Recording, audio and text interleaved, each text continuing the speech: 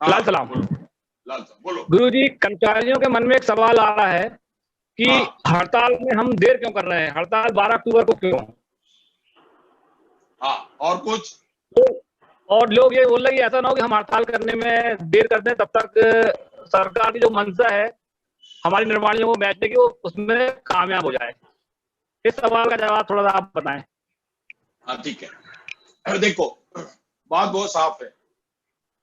ये सवाल तब लाजिमी था जब सरकार कहती कि अब निगमीकरण हो गया। अब सरकार ने खुद ही कहा है कि इस प्रक्रिया में 1 साल लगेगा। मैं समझता हूं ये 2 साल लगेगा। अब देर क्यों कर रहे हैं? देर इसलिए कर रहे हैं कि आपको जो है वो एसेंशियल सर्विस डिक्लेयर किया हुआ है 1 साल से। तो एसेंशियल सर्विस में आईडी एक्ट में बहुत साफ निर्देश है कि कोई डिपार्टमेंट अगर एसेंशियल सर्विस है तो उनको हड़ताल करने के लिए 45 दिन का नोटिस देना पड़ेगा मिनिमम। ये है उसकी कहानी। पहले जो 15 दिन का नोटिस था वो 45 दिन हो गया। इसीलिए ये 1.5 महीना का ये समय हमको कानूनन देना पड़ा। अगर हम 45 दिन का समय नहीं देते तो आपकी हड़ताल इलीगल डिक्लेयर हो जाती, और हड़ताल इलीगल डिक्लेयर हो जाने के बाद आप उस पर उसका कोई असर नहीं होता। ये आपको समझ में आना चाहिए। इसीलिए हम कोई जैसे हड़ताल इलीगल डिक्लेयर हो जाए तो सुप्रीम कोर्ट का जो है कि इलीगल हड़ताल में पैसा नहीं मिलेगा, वो भी चला जाएगा इलीगल स्ट्राइक पर। फिर पहले हमको लड़ाई लड़ना पड़ेगा कि इलीगल नहीं था, लीगल था।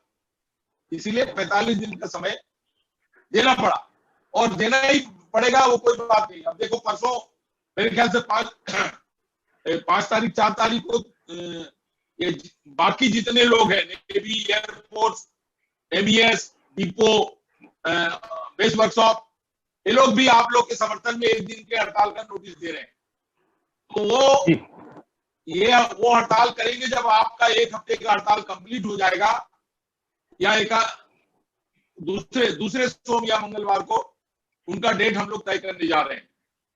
इसलिए वो 2-4 दिन में स्ट्राइक नोटिस देंगे। उनका भी 45 दिन होना चाहिए, इसीलिए ये दिया गया। अब आपका सब दीवार में कि किसी भी सरकार सब कर देगी, वो तो सरकार ने आपको जवाब दे दिया परसों। प्रधानमंत्री राजनाथ सिंह ने खुद बोला, प्रधानमंत्री ने पूछा, किसी ने पूछा, वो फिक्की का कोई चेयरमैन है, प्राइवेट का जो फिक्की है, federation of Indian commercial chambers, उसका प्रेसिडेंट ने पूछा, उन्हीं लोगों ने बुलवाया था मीटिंग। उनके पूछा कि कितने दिन में अर्नेस्ट व्यक्ति का कॉर्पोरेटाइजेशन हो जाएगा। तो राजनाथ जी ने बोला कि कम से कम 1 साल लगेगा। चलो हम उसको 1.5 साल मान के चलते हैं, उसके पहले होगा नहीं। कभी वो कमेटी आएगी, रिकमेंड करेगी, और इसी बीच बहुत सारे रास्ते, हमारे पास बहुत सारे रास्ते खुले हैं। लड़ाई के समय में हम लेबर मिनिस्ट्री जाएंगे, लेबर मिनिस्ट्री फेल होगा, हम इंटरवेंट करने बोलेंगे। मैं आपको बहुत साफ शब्दों में बोल दे रहा हूँ, अगर एक एजेंडे पे हम हड़ताल में जाते तो कोर्ट इसको एंटरटेन नहीं करता। एक एजेंडा मतलब आप ओनली कॉर्पोरेटाइजेशन, तो सरकार कोर्ट जो है आपको मदद नहीं कर पाती। हेलो, इसलिए हमने 3 एजेंडा रखा। शरद भाई आवाज कट गया। हेलो, आ रहा गुरुजी, आवाज आ रहा है। हाँ ठीक है, आ रहा है। हाँ ठीक है। तो हमने 3 एजेंडा क्यों रखा कि ओनली कॉर्पोरेटाइजेशन के एजेंडे में निगोशिएशन नहीं होता, निगोशिएशन फेल भी दिखाना पड़ेगा। तो निगोशिएशन फेल दिखाने के लिए हम मांग रहे हैं 5 साल का समय, वो दे रहे हैं उनको भी 5 साल का समय। तो कोर्ट इंटरवेंट कर सकती है कि भाई इनको क्यों नहीं दे रहा। एक कानून है, आपको मैं बता रहा हूं कानून क्या है। आप लोगों को मालूम है कि अगर पुश्तैनी जमीन है, सभी लोग जानते हैं, पुश्तैनी खेती बाड़ी है, घर है, कुछ भी है, 5 भाई में से अगर एक हिस्सा बेचना चाहता है तो कानून बिल्कुल साफ है कि सबसे पहले आपको अपने परिवार से पूछना पड़ेगा। परिवार को ही बेच सकते हो, अपने जमीन अगर खरीदे हो, अगर रोहित यादव का पुश्तैनी जमीन है और 2 भाई हैं, तो एक भाई हिस्सा अगर बेचेगा तो पहले दूसरे भाई को पूछना पड़ेगा।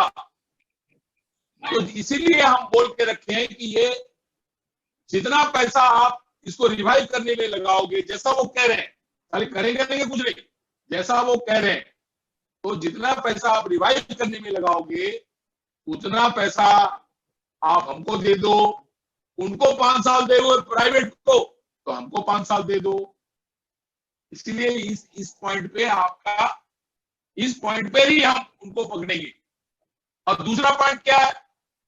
दूसरा पॉइंट ये है कि सेवा शर्त।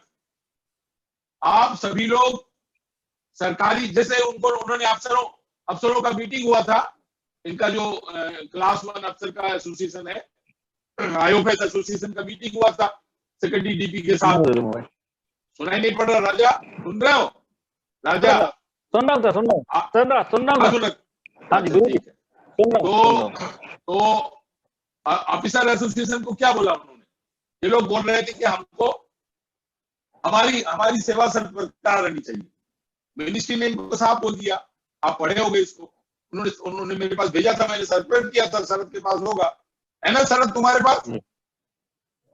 शरद ये भी भाग गया। तो ये उसमें साफ उन्होंने कह दिया कि नहीं, आपको भी कारपोरेशन के रूल में आना पड़ेगा। इसलिए अब उनका भी ब्लड प्रेशर बढ़ गया है।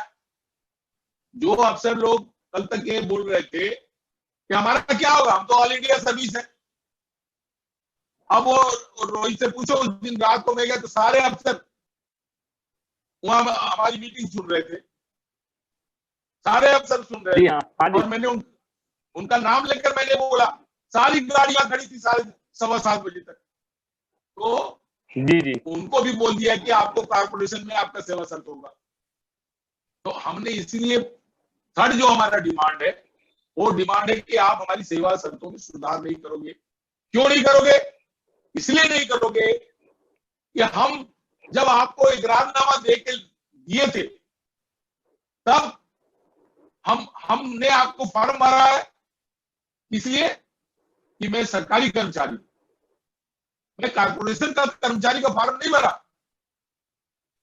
ये बीएसएनएल वाले लड़ सकते थे, लेकिन बीएसएनएल के नेताओं ने क्या गड़बड़ी किया? उन्होंने ये गड़बड़ी किया कि 1000 रुपया और एक टेलीफोन, ये उनको उन्होंने दिया कि 1000 रुपया इंक्रीमेंट और जीवन भर टेलीफोन फ्री। ये दो सब उस समय इनको समझ में नहीं आया। आज रो रहे हैं, आज 10-10 महीने तनख्वाह नहीं मिल रहा। अगर ये सेवा शर्त में सुधार नहीं मांगते और ऐसा एग्रीमेंट करते तो आज ये दिन देखने को नहीं मिलता। इसलिए आपका जो तीसरा डिमांड है हमने रखा है, सेवा शर्तों में सुधार नहीं चलेगा, वो भी एक लिटिगेशन का मामला, अदालती मामला बन सकता है। आपको मैं खुल के बताऊं, सब जगह तो ये सब बातें नहीं बताई जा सकती, लेकिन आप लोग सवाल चूंकि कर रहे हो, मैं कर बता दे रहा हूं। तो ये जो तुम्हारा कहना है कि देर हो गया है, देर नहीं हुआ वो आपको मालूम है, और क्यों लंबा समय लिया वो भी आपको मालूम है। लिहाजा उसमें कभी अभी कोई आपको आपके सेहत के इसमें कोई नहीं आएगा प्रॉब्लम, और वो ठीक है, टाइम नहीं तो आपको इलीगल हड़ताल हो जाए। चलिए।